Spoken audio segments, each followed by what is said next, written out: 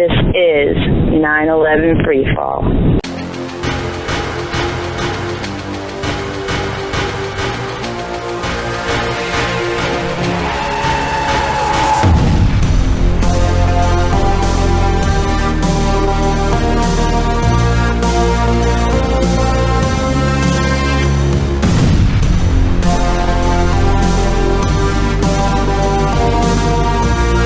Good evening, ladies and gentlemen. Welcome to another episode of 9/11 Freefall. I'm the host, Andy Steele. The guest tonight is John O'Malley. He's back to talk about the latest round of political outreach by AE 9/11 Truth, as the Beyond Misinformation booklets are scheduled to go out to our congressmen and to the governors of all our 50 states. He'll be talking about that tonight, among other things. A quick reminder, the views expressed on this show by guests and myself about topics outside of the controlled demolitions in New York on 9/11 are our views alone and don't necessarily reflect those of AE 9/11 Truth. But John is a very interesting, brilliant guy. I love listening to him. I know the audience will too. So I'll be playing that for you in just a moment. Before I do play that interview, though, we're going to do what we do every week. We're going to take our 10 seconds of silence to remember the victims of 9/11 and their families and all the people who died in the wars that followed 9/11. We'll do that starting now.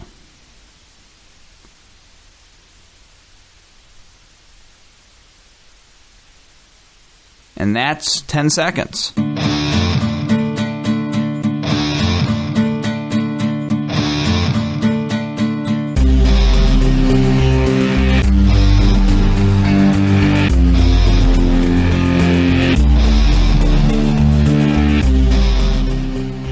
John O'Malley is a retired federal employee. He was with the Food and Drug Administration and the Department of Defense, including the Office of the Secretary of Defense. He was working in the southwest area of the Pentagon when he was there.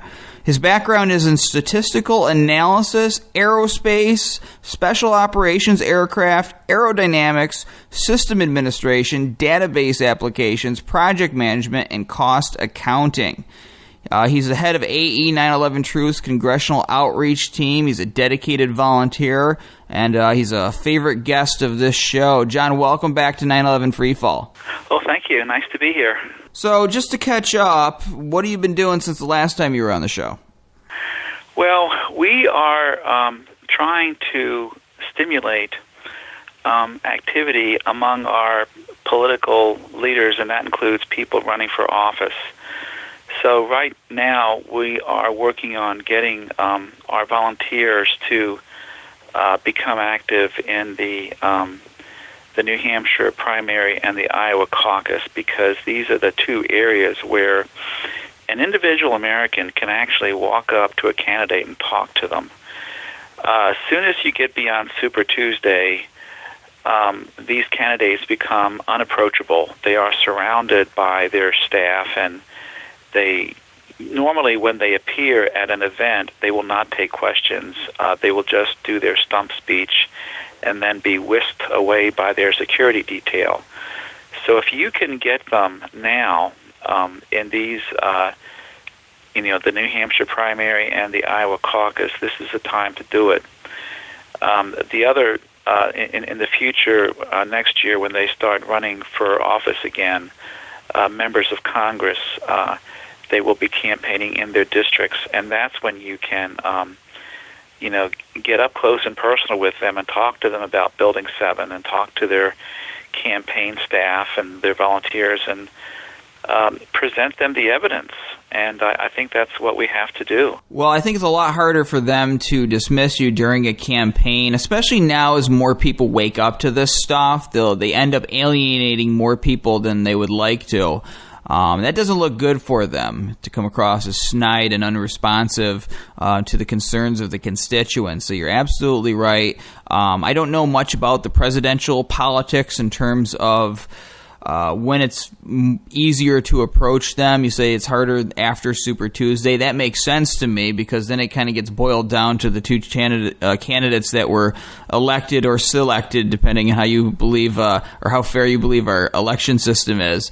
But yeah, it's like a big glass case closes in around them, and these people are like celebrities or royalty or something. You just can't, get real access unless it's like some kind of pre-scripted question that you're going along with, such as like when Fox News does its debates, where they'll have, supposedly a sampling of ordinary America, and you'll have, kind of everybody picked based off of, you'll have a few people from this race, and an equal portion of women and men, and just different types of people that superficially represent different views in America, but really, I question whether or not those people have been coached. And I mean, certainly I've seen it myself. I talked about this several weeks ago on this show, where when I went to go see Hillary Clinton speak, because we were going to protest outside about 9/11, all the questions were pre-selected. You couldn't even ask them yourself. Someone else asked them for you. She had no interaction with the audience whatsoever, because they're scared of regular people. And this just goes beyond 9/11. Go ahead, John. Yeah. Well, to give you an idea of the kind of enormous pressure these people are under, I'll give you, when I worked in the Department of the Defense, I was in the office of the SecDef. There was a guy there named David Cook. His nickname was Doc, and he reported directly to the secretary. And he's what he did is he was able to get title away from GSA to the Department of Defense for the Pentagon. Now, that's a big deal, because GSA is the General Services Administration. That's the landlord for the government, and the individual agencies rent their space from GSA.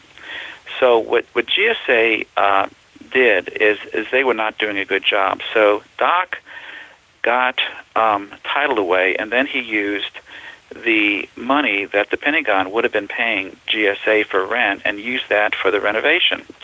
And for the renovation, they divided the Pentagon into 5 wedges, starting with wedge number 1.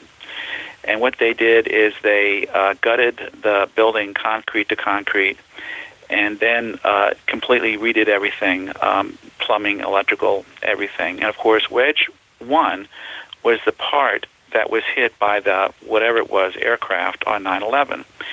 So Doc was intimately involved with wedge number 1.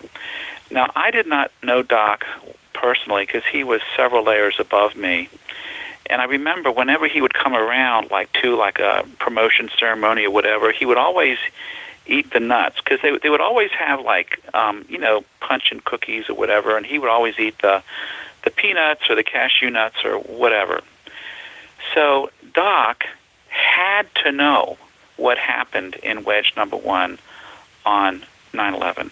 There is no way that he could not have known, because wedge number 1 was his baby. Well, sometime after 9/11, Doc died in a single vehicle car accident. And some people think that was a suspicious death. Now, I don't know. I can't prove it one way or the other. But if you look at who he was and what he did, it's like Colonel Prouty. If you go to YouTube and listen to Colonel Fletcher Prouty, what he said on YouTube, and then if you look at when he died and how he died, that is another suspicious death. And Doc was intimately familiar with people. Like, Doc liked to play golf on Saturdays, and when he played golf, he would always play with an admiral or a general officer or a member of Congress or whatever. So this is an example of the kind of pressure that these members of Congress are under. And this is why when more and more Americans, when they see this kind of stuff, because I'm not the only one that has questions about these, Colonel Prouty and Doc. A lot of people do, and more Americans now say that our government does not deserve any trust, loyalty, or respect. And we've actually been seeing this now in the public response to Jade Helm, that the people are reaching a point where at least a percentage of them are no longer trusting their own government because of the pervasiveness of the dishonesty. And to give you an idea of the pervasiveness of the dishonesty, years ago, and during the Reagan administration, we had Americans were being taken hostage in Lebanon by Hezbollah. One was Terry Anderson. And the Congress voted some money to have a crash program to develop helicopters that could do hostage rescue operations. And basically the program was to take Black Hawks and Chinooks and modify them for the hostage rescue operation. And I was the team leader for the test design and evaluation team for that aircraft program. And so when I heard that this aircraft had been used for the bin Laden raid, I became excited because this program was a piece of my life. But then when me and others looked at the bin Laden raid in detail, there doesn't seem to be a word of truth in it. The whole thing's a lie. It's just the pervasiveness of the dishonesty boggles the mind. And I don't want to go off topic here because, the bin Laden raid is not really 9/11. But the thing that it's amazing when you think about what's going on in our country and the way that we are being told what really is not the truth, and how all these people are interconnected in a way that a lot of us certainly did not appreciate. For example, when we see the news, we get this impression that there's this kind of division between the political and the military. The military work for their elected civilian masters. Well, I don't think this is true. Now, when I worked in the office of the Secretary of Defense, one day I got a phone call, and it was a lieutenant colonel, Air Force lieutenant colonel, who worked in the Joint Staff in the White House. And basically what he told me is that there was a vacancy available in the Joint Staff of the White House. And I basically told him that I was not interested. And he was very polite and cordial. But the point of this in terms of 9/11 is that the Joint Chiefs of Staff have a staff in the White House. So these people are intimately connected. And of course, if you study the takedown of our air defenses on 9/11, that could not have happened without the collusion of the Joint Chiefs of Staff and their staff. They have a huge, I don't know how big it is, but it's a pretty big staff that these people have. So, I'm just never, it's like I never cease to be amazed at what is going on in this country. And it's like, I guess after 9/11, I should not be amazed at anything, but I still am amazed. And the other thing that I think we have to remember with these members of Congress who are running for election, and this is something I did not realize until I ran for office myself, because I had no background. I've never been involved in anything political ever before, so this was really new to me. But the one thing that I see, and I know this is true in Maryland and other states too, is we have elections where the voting machines are obviously being rigged. And if you get into the political culture like I have done and get to know these people, most people, or a lot of people in the Democratic Party and the Republican Party know that our elections are being rigged. Like what the powers that be did for a long time now, they got rid of the paper ballot and they replaced the paper ballot with voting machines. Because in order to rig elections, the first thing you have to do is to get rid of the paper ballot, because the paper ballot creates a physical audit trail. In addition, if you have a close election, the paper ballot provides the ability to do a real recount. So what they've done is they've gotten rid of the paper ballot. They've gone to these voting machines, and I'm involved in this organization in Maryland that's trying to fix this. And we've gone to the state capitol to testify, and went to the meetings of the Maryland State Board of Elections. The Maryland State Board of Elections has no idea what goes on in these voting machines. It's completely opaque. It's completely controlled by the corporation that supplies the voting machines, and they supply them at an enormous cost. Now, say, for example, that you have a business and you get a new accountant, and the first thing that accountant does is to make sure that no one would ever be able to do an audit. Now, would you trust that accountant? Like, would you trust these politicians?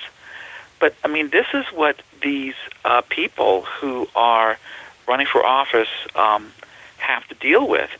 They know that the elections are rigged, but they also know that the people who are rigging the elections do not want the public to know that the elections are being rigged. So what they do is they will always change the vote just a little bit, just enough. Because it's just like, say you have an accountant who is embezzling money. The accountant will always embezzle just a small percentage of the funds so that nobody will notice. Well, with the election system, with the election machines rigging, they do it the same way. They always just try to move the vote a little bit. But for many elections, if you can move the vote just 5%, then that's enough to, for many elections in America are decided on less than 5%. The most recent gubernatorial election in Virginia, which is a neighboring state to I live in Maryland here, the election was so close. And I actually know a guy who's an election official in the state of Virginia, and the reason he became an election official is because he did not trust the elections. So he decided to sign up to become an election official to find out. His opinion is that gubernatorial election where Ken Cuccinelli was defeated by Kevin McAuliffe was a fixed election, and that Ken Cuccinelli should have won. Now, I can't prove this, I'm sure that the evidence has been destroyed because these people, the first thing they do is they destroy the evidence. And then the other thing I think we need to remember about these people who are running for office is the fact that if they cross the line, they face a loss of funding. They look at what has happened to people like Doc and Colonel Fletcher Prouty. They look at what was done to Michael Hastings, what was done to Senator Wellstone, and I think they get afraid. And then they can look and see what is being done to Bishop Williamson. If you go on YouTube and you type in Bishop Williamson, he's a bishop who's come out and basically said that the 9/11 official story is a lie, and he has this, it's like a sermon on truth, the purpose of truth. Well, if you also go on the web and put in his name, you will see what, to me, it appears to me, a fairly well orchestrated campaign of character assassination, where they are trying to assassinate the character of this particular, in this case, it is a bishop. So now when the other bishops or the other, whoever, see that, okay, this guy spoke up and look what they're doing to him, they become afraid to speak. So, we really have our work cut out for us. In terms of politics, for our elected representatives, we really need two things. We need, the first is courage. and the second is honesty. And right now, we have a Congress and a Senate that appears to be devoid of those two things. And this is a big deal because, we did not become a free country by being a bunch of cowards. But through the practice of cowardice, we can become an enslaved country. And I can see that happening now. I mean, if you look at what they're doing, like, the establishment candidate who's, Jeb Bush, who's being pushed by the same people who are lying to us about Building 7 and 9/11, he is in favor of, the NSA continuing to spy on Americans. And it's like, that's why people are realizing, some people are coming to the realization that this thing called the war on terror is really a war on us. It's a war on the American people. The fact that spying is something you do to your enemy. You don't spy on your friends, you spy on your enemy. So this business of the NSA spying on just average, ordinary American people, this to me, it's evidence to support the idea that the concept that the war on terror, which is based on a lie. I mean, once you realize what a complete lie the official story of 9/11 is, well, the TSA is based on a lie. The Patriot Act is based on a lie. The 9/11 memorial is based on a lie. I mean, the enabling legislation for Homeland Security, that's based on a lie. I mean, this is all based on a lie, and you would hope that some people in our Congress and our Senate would have either the knowledge or the courage to come out and say the obvious. So, we either, we have to change them, or we have to change them. And change them is can be said two ways. One is to change their minds. That's the first way to change them. The other way is to replace them with new people. And that's why, the thing we have to do is to present the evidence to members of Congress and never stop doing it. And, anything that we can do through emails, sending them books, just ordinary Americans, going and talking to the members of their staff. The typical members of Congress, normally they have at least one or two offices in their district. So wherever you live, say you are in Congressional District 2 of such a state, whatever state you're in, you can go on the web and, type in the name of your member of Congress, and he or she has an office that is within driving distance of you, wherever you are. And they have office hours where, you can just call them and you can just show up and you can give them books like the Architects and Engineers. They have this, it's like a book that, Andy, I know you're familiar with this because you've been working on it. Well, the idea of presenting this book to members of Congress that lays it all out, even if they are afraid to speak, which is a shame that a member of Congress would be afraid to speak the truth, they can take action indirectly. Like, for example, right now there's a thing on the 28 pages, and I think it's a way of, members of Congress who are afraid to talk about Building 7, they can still talk about, I think it's the 28 pages that they want to declassify, or they can do things to shut down the NSA spying. Like, they can vote to shut down the NSA spying without having to mention Building 7.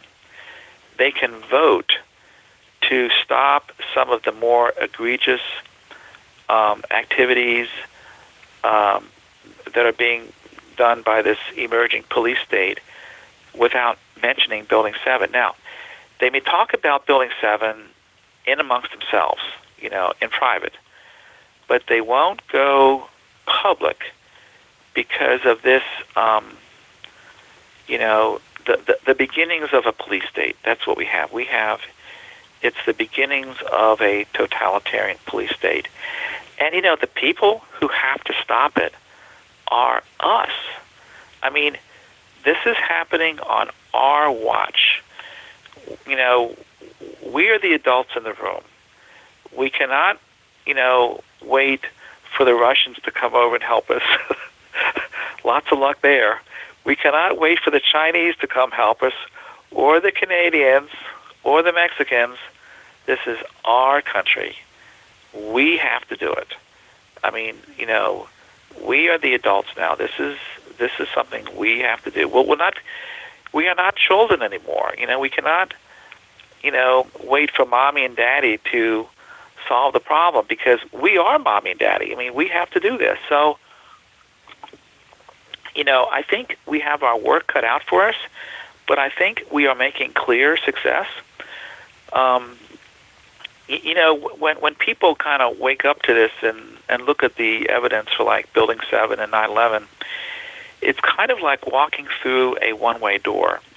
You will never go back, because the enormity of the crime is so enormous, and the enormity of the deception, the enormity of the PSYOP, the enormity of the disinformation campaign. It really boggles the mind.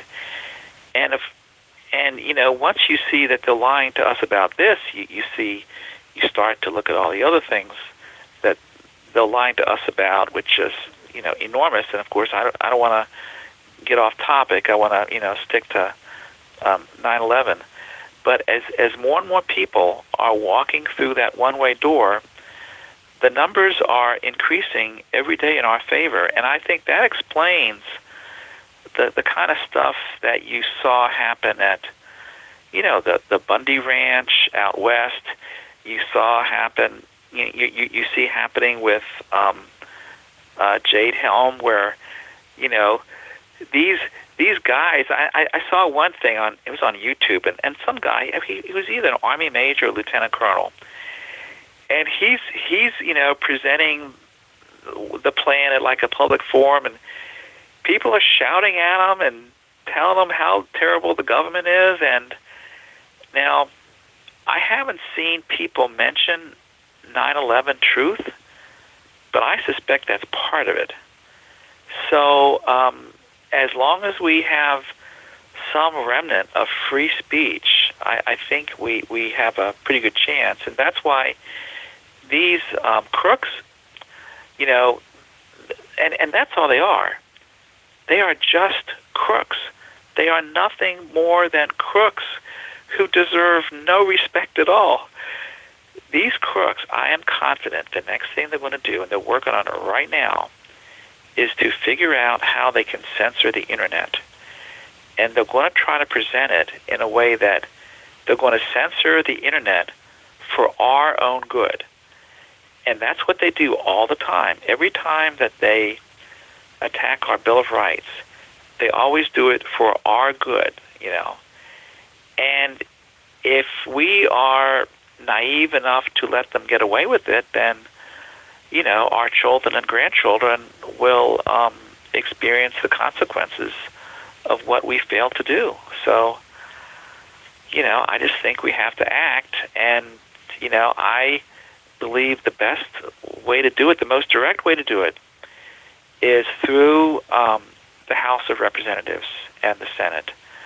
The House of Representatives is better because they have to run for office every 2 years.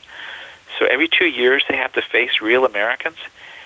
And these people, the people who are, members of Congress, they have to live in the real world. Like, they walk down the sidewalk, they go grocery shopping, They go to restaurants to eat. They are not, that removed. In some ways, they are removed, but not as much as, say, people in the Senate or maybe the governor's mansion or the White House. So I think we have a better chance with them. And what needs to happen is we need to have a repeat of what happened after the JFK assassination. Now, one thing I've noticed that people do is when they figure out 9/11, one of the things that they do, well, there's two things. One is they disconnect from the mainstream media, like they stop watching, Fox and CNN, or they stop subscribing to the New York Times or the Washington Post or whatever it is. And the second thing that they do is they start to study about the JFK murder, because there's so many similarities. And so I see this, what's going to happen is sooner or later you're going to have a congressional committee to investigate 9/11, similar to the congressional committee that investigated the assassinations. And it was the congressional committee was in it was the early 70s, I believe, around 72, something like that. And now the one thing when that happens that we have to try to make sure they don't get away with is when the congressional committee was investigating the assassinations. There was a if you do research into it, one of the things that you see is there was a conflict between some of the more junior members of the investigation team and the more senior members. The more junior members wanted to do a real investigation. The more senior members wanted to do an appearance of having done an investigation without doing an investigation. So that's the thing we have to watch out for. Because the first thing they will try to do, they will try to do an investigation of 9/11 that looks like an investigation. I mean, it'll have, the House Committee to investigate 9/11 or something like that. And then they'll try to make sure that it's not a real investigation. I mean, this is what they did after 9/11. The official, the 9/11 Commission report. And I remembered when they did that, and I could see how the White House was doing everything possible to derail that and to delay it. I mean, they did everything. And finally, it was like the New Jersey widows that kind of forced it. But what they did is they did an investigation that had the title of investigation on it, but they did everything possible to make sure that it was not an investigation. Even though it was called an investigation, it basically was a big PR stunt. And of course, they had the controlled press, controlled. So the controlled press reported what they wanted the controlled press to report. The thing, what these people will do is they will do an investigation without doing an investigation. And that's basically their ploy to try to manipulate the public. Because, the one thing that I know this guy, he and I both testified at the Maryland State Capitol about these elections, the election chicanery that's going on. And he's like a walking encyclopedia of history, American history. And one thing that you can see through history is, the one thing that tyrants or any tyranny has to do, they have to control the information the public receives. And of course, in Nazi Germany, they did that very effectively, that they were able to persuade the population to believe things that were absolutely crazy. But if you control the information that people can receive, you can control what they think.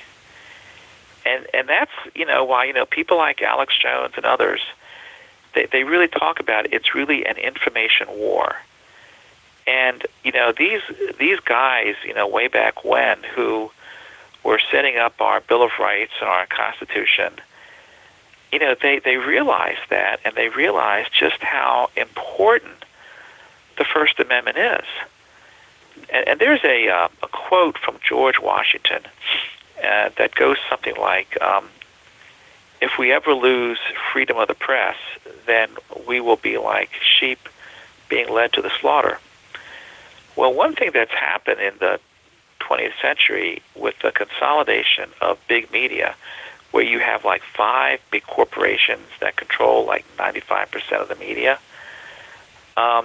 they could control what people believed. I mean, they were able to make a majority of the population at one time believe the official story of JFK, Gulf of Tonkin, Oklahoma City, Boston bombing, 9/11, all these things.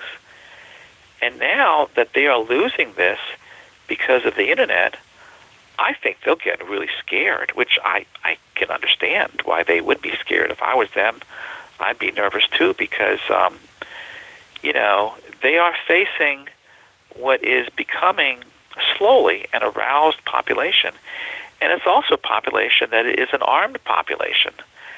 So they're attacking the First Amendment, the Second Amendment, the Fourth Amendment, the Fifth Amendment. And, if we don't do something in this country, I mean, we could see our Bill of Rights collapse like Building 7. So, yeah. Right. And I just want to raise the point, too, because you were talking about the fact that, the people are waking up and people are becoming more suspicious. I was asked by a journalist earlier in the week, and they wanted to contact us about the pernicious spread of conspiracy theories in the Middle East and how it's sparking jihad. This is the latest spin, at least coming out of England, against anybody questioning 9/11. But they asked specifically, can your campaign be characterized as contributing to conspiracy theories?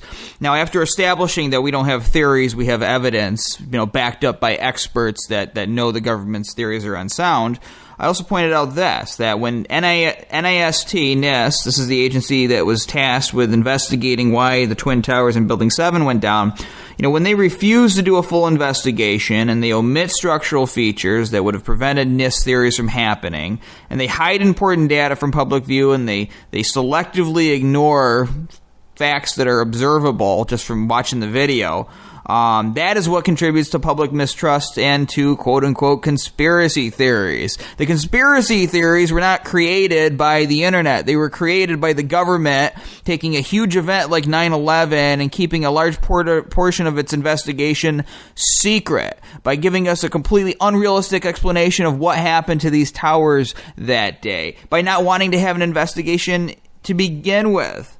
Now, what we're doing at AE 9/11 Truth, and I wanted to talk about this a little bit, is that we're taking this book that's being created right now, and we're going to be sending it to a lot of people. I mean, this book is going to be traveling. The post office is going to know about this book, trust me. But it's going to be going, amongst other places, to people in Congress and to the governors of the 50 states, plus some.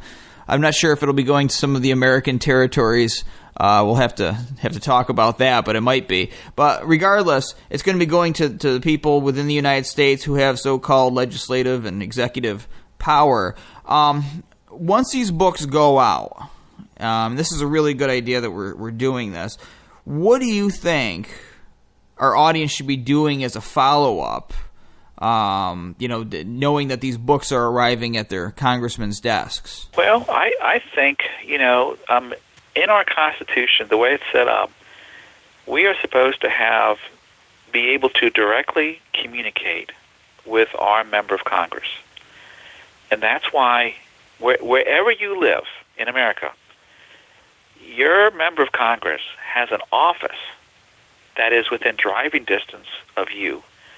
And there are hours published where either the member of Congress or staffer will be there, and you can just walk in. I mean, you can call ahead and make an appointment, or you just walk in. And I think what they want us to do is to just give up and go away, okay? That is the one thing we should never do. We should never give up and go away. And we have to continuously press the issue. And we have to be aware that we have a government that is very corrupt. The Congress and the Senate are obviously corrupt. The executive branch at the very highest levels is corrupt. The judiciary, I mean, to give you an example, where I worked in the Pentagon, within minutes of the attack on 9/11, the FBI confiscated all of the videotapes from the building and the gas station and the motels and all this stuff. Now, I've worked in government for my entire life. I know that government agencies cannot move that fast.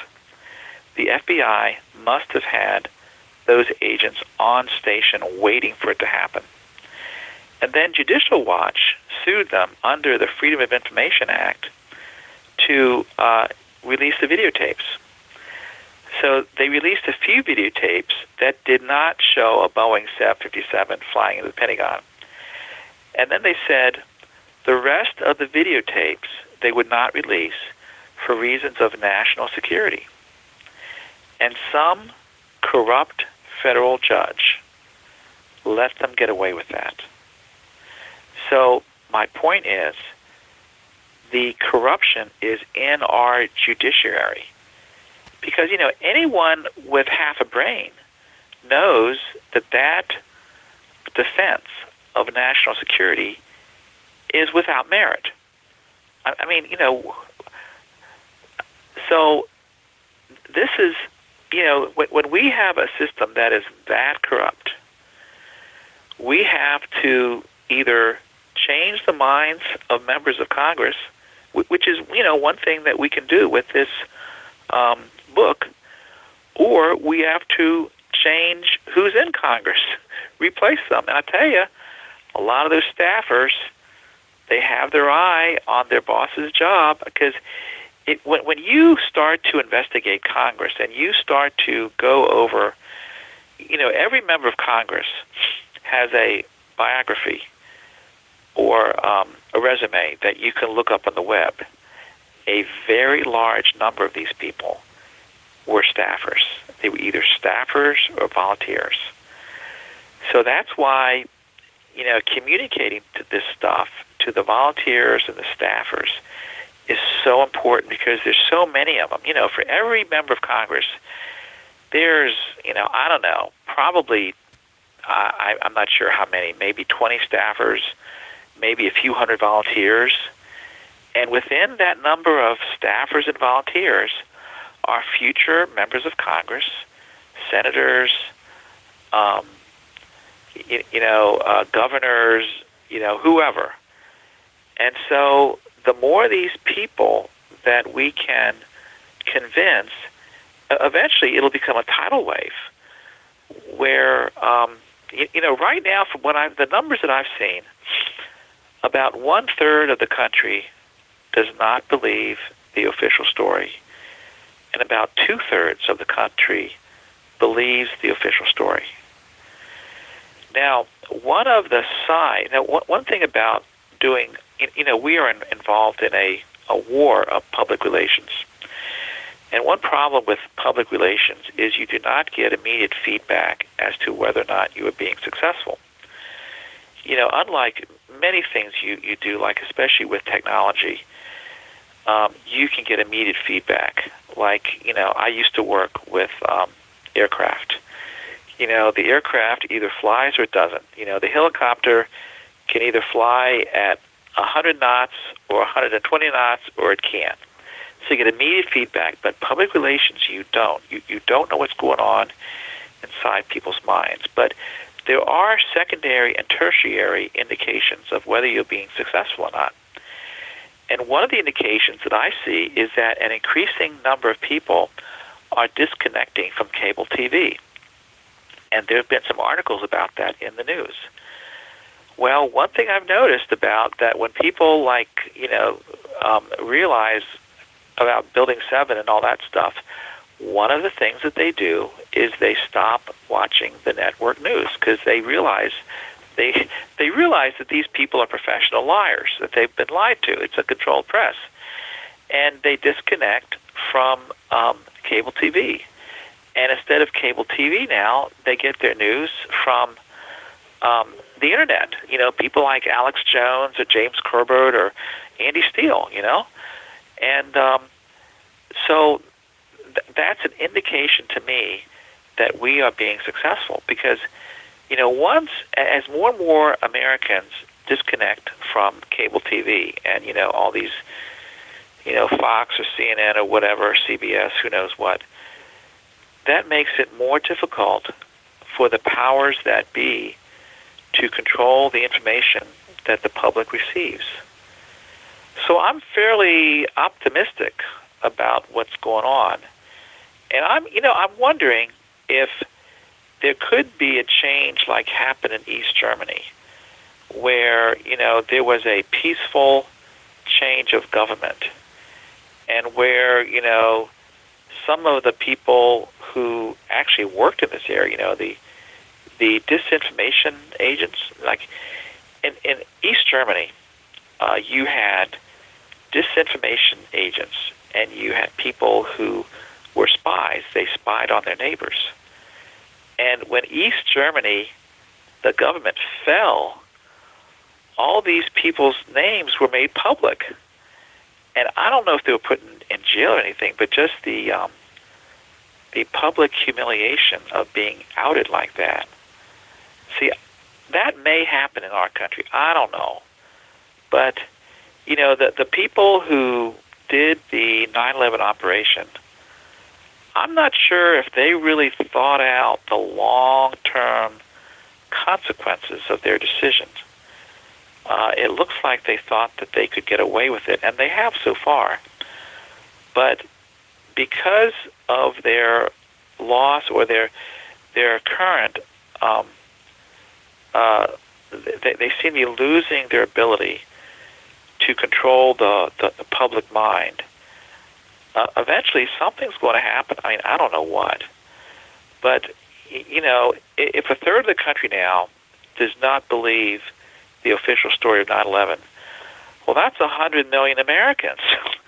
That's a lot of people. Losing the public trust, I compare it almost to a guy who's cheating on his wife, and maybe in the beginning he was very careful about it and went through every single personal check and procedure to make sure nothing was getting left in the room, that there was no lipstick on his collar, whatever. But then over time he gets arrogant, he gets lazy, maybe he meets his mistress and he's kind of been drunk when he does it, and he comes back and something gets left. Maybe there's lipstick on his collar and his wife finds it, but he comes up with some ridiculous explanation, says that it's something else, that he's got ketchup on him or something. Now, she may be afraid of at first confronting it. Maybe over time she'll start to face the truth. She'll start looking for the signs that he's having an affair and start verifying it for herself. And she may even continue to live with the lie while the kids are growing up. May not want to have a divorce until the kids are over 18. But what's happened now is that there's something different in his relationship. There is a new awareness, a new awakening on the other side of it. And he doesn't have as much control. She's not as much in love with him as she was before. And in certain ways, she's kind of undermining him, not being supportive when he needs a supportive spouse because of his own behavior. I kind of compare it to the same thing. People are waiting for this dramatic moment when it's screamed across the New York Times, Building 7, controlled demolition, 9/11 reinvestigated. And I'm hoping that moment does come at some point.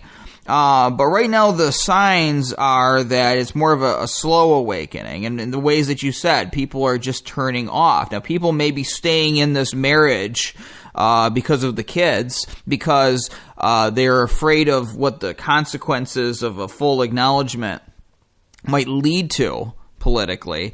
But they're losing public trust. And even with other issues outside of 9/11, as they lose trust on those things, people are more willing to look at 9/11 more skeptically than previously before. That's kind of what happened with me, in the revelations about the Iraq War. I started thinking, I saw that video on YouTube, and I was actually able to not dismiss it immediately because of stuff that was coming out about Iraq.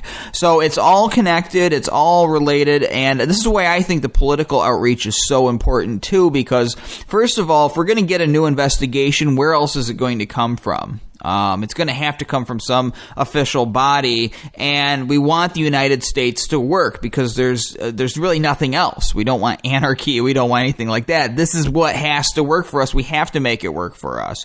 And we're also sending it to the governors, which I think is a really good idea too.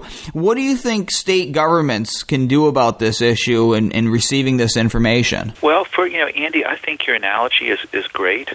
That the guy cheating on his wife, because I see that happen. I mean, that's what I see happening.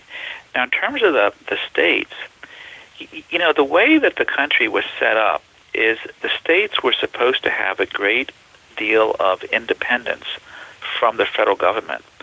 But what's been happening now, and you see this with like Agenda 21, Commie Core, I mean, the road systems, is that the state governments are starting to become less consequential.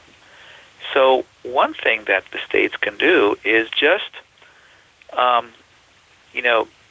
be more vigilant over about this federal overreach, where the federal government should not be in the business of controlling states. States should be in the business of controlling states. So one thing they could do would be to just be aware of that, and that when the federal government comes in and tries to micromanage and, control the actions of a state, that the state can just refuse to comply. And there are provisions in the Constitution. And the one thing that you can do, and some Americans are doing this, is I guess you would call it passive-aggressive behavior.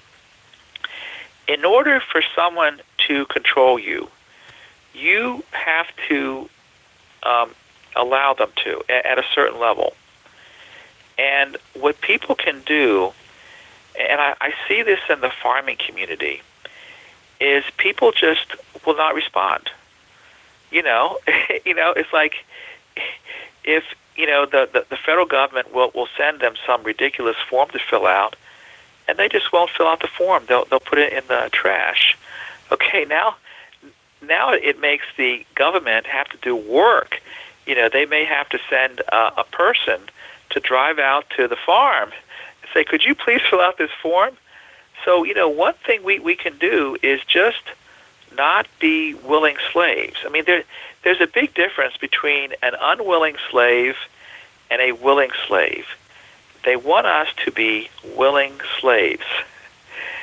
An unwilling slave can be a real pain. So that's I think what we have to do. And if states like, say, Maryland could take action against NIST, because that happened within the state of Maryland. Virginia could take action concerning the Pentagon attack. New York can take action because the three towers were in New York. Pentagon, I meant to say Pennsylvania can take action because Shanksville happened in that state. So states that were, had a direct impact, they can take action. And, the fact that these state governments have not done that shows you the depth of corruption and the breadth of corruption. I mean, even in the judiciary, you have, court decisions. There have been a few court decisions now regarding 9/11, and we've seen now that there is obvious corruption within the judicial branch at the federal level. And so this is, part of the, part of the solution to any problem is just being aware of the problem. And a lot of Americans who, before now, did not realize the level of corruption in the federal court system, now they see it. They see there's evidence that, we have corrupt judges on the federal bench who are making decisions that anyone with half a brain can see that this decision does not make sense and that this judge is not stupid. So he's obviously corrupt. Now, that's pretty bad. I mean, the more you examine this stuff, it just gets worse and worse and worse. So I think our situation is very serious, and I think more and more Americans now are realizing that it's serious. And the Internet is really a double-edged sword. It enables, NSA to spy on us, but it also enables us to communicate and to bypass the controlled big press. And, now we can, every American now can be his own journalist, You can write a business card with your name and say journalist, and if anyone asks you for your credentials for being a journalist, you can give them a copy of the Constitution. And the great thing about this book, too, is that while we've used the Internet to kind of group together and form our information army, we've now presenting this information in a book to congressmen, governors, and I don't know how deep things go and how much these guys are watched, but if they're worried about what websites appear on their computers at work or at home, well, theoretically, nobody can see you reading a book in the privacy of your bedroom or just, in your backyard or whatever. You can read this quietly and take in the information. So it's providing a way to get the information outside the controlled matrix where it can sink in and it can be done more privately. So this is why I think it's so important and why we need to get this book to as many people as possible. And I say this to the audience out there. You can get copies of this book, and even though your congressman has been sent this book, a copy, in case it doesn't get to their desk, in case a staffer snatches it and maybe reads it themselves but doesn't pass it up, you can present it to them at their town halls during elections. This book should be first and foremost something that they know about and see everywhere that they go. So the work is up to the activists out there, and like I said, I think we're going to win in the end. I think that we're going to have such a groundswell of people waking up to this that they're not going to be able to avoid it forever. And so we just got to keep on pushing and keep on working. And you're one of the people out there as the leaders, John. I mean, you're valuable to this organization. Well, one advantage of a book is it cannot be deleted like an email. It's physical. It has presence. You really can't. I mean, you have to. It is not as easy to ignore as an email. That's right, unless we get into Fahrenheit 451 territory, and if we get there, then it's on. Then there's no doubt what we're facing in anybody's mind. And a book can be passed around. I'm guessing that these books are going to be passed around from staffer to staffer. That some staffers will take it home and let their wife read it or whatever, and paper is a good technology. It has permanence that electrons don't have. Thank you so much for coming on 9/11 Freefall. Okay, well, thank you, Andy. This program's on every Thursday night on No Lies Radio at 10 o'clock Eastern, 7 o'clock Pacific.